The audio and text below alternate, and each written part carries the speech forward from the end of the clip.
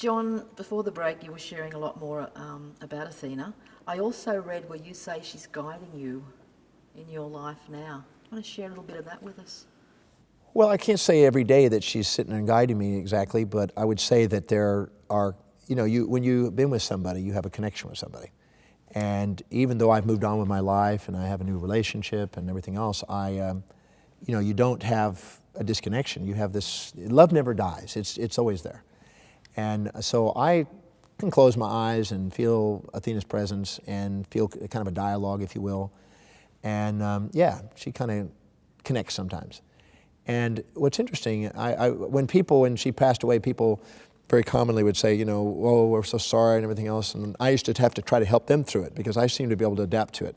I've developed a methodology that I've worked with thousands of people on how to deal with gains and losses, and probably 500 and almost 600 cases of death. I've gotten to work with it in my programs. So I applied that method, the Demartini method, to my own life in this situation to help me adapt to it. Because I always say that there's never a gain and loss, there's a transformation. And if you honor the transformation, you'll honor the presence of the person as a spirit, not just a form. And I think she believed that, and I really believe that.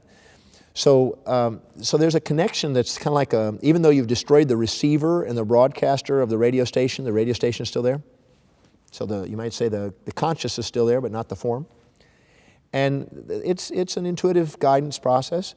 But before she passed away, 6 weeks before she passed away, we had a pretty amazing conversation also. We held hands, we looked at each other, and we kind of reminisced on all the things we've gotten to do, and we were grateful for each other and had tears of gratitude.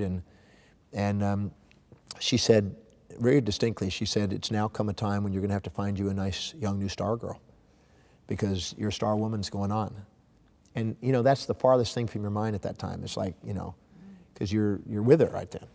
But at the same time, it was something that stuck in your head, And, it was about a month, well, not quite a month after she passed, I ran into somebody. Now, the Sydney Morning Herald said it was in New York, but it was actually in Las Vegas. It wasn't in New York. I don't know why they said New York. I guess because we lived there, they assumed that. But it was in Las Vegas. I actually had a lady who was standing in line to get my book. I was signing a book at the time. And she came to get a book signing. And she came up and I said, what is your name? And she says, Star. And because Athena said that, yeah. I just asked if she'd stick around for a moment because I'd like to chat with her. She's a lovely, blonde, attractive lady with a hat on who's fashion-oriented. And I knew Athena was fashion-oriented, so I thought, well, I'd like to chat with this lady just because of the name, because I just didn't see that every day. Anybody that had the name Star, I was interested in, just to chat with, So we chatted that afternoon, and I saw her for, I guess that afternoon, 4 hours or so. I chatted with her. We had something to eat because I didn't have lunch. That was the morning I was speaking, and at lunch, we had a long lunch. And then I didn't see her for a couple months, and then I saw her for about an hour and a half at a luncheon in Texas. And then I didn't see her for another, I guess, a month or so. And then I saw her quickly for lunch. I didn't see her for like 3 months.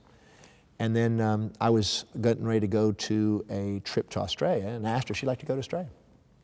And she said, I'd love to. So we developed a relationship. And I think that there was so many synchronicities in that was too spooky to ignore. And I could go off on an hour on that one. But so I felt like that somehow there was a transformation. And it was almost like Athena was saying, you're to find you a new star girl. Now, that was a metaphor, I thought, because I just thought, well, she wanted me to go on with my life. And we already agreed way in advance throughout the whole time we were together that if any one of us passed, that the other one would guarantee that they would get on with their life and live to the fullest. Yep. Because that's what you honor people. See, many people have remorse, bereavement, grief, and sorrow over the death of somebody or loss of somebody, only because they're infatuated with somebody and they put them on pedestals. When you love somebody, they're in your heart and there's no loss. When you infatuate with them, you feel you have the loss, the withdrawal symptoms of loss. When you resent them, you have joy. But when you infatuate, you have the perception of loss. And I felt love for her. And I didn't feel this big loss thing because I kind of felt that she was still there. A lot of people didn't understand that, but I really felt that she's still accessible. And so when Star showed up, I felt like there was like a connection. And what's interesting is, in one of our places in Texas, I have a home in Texas also, and Star lives there. I only pop in there occasionally. And what's interesting is we have pictures of Athena there. And people ask, why is Athena's picture in our place there?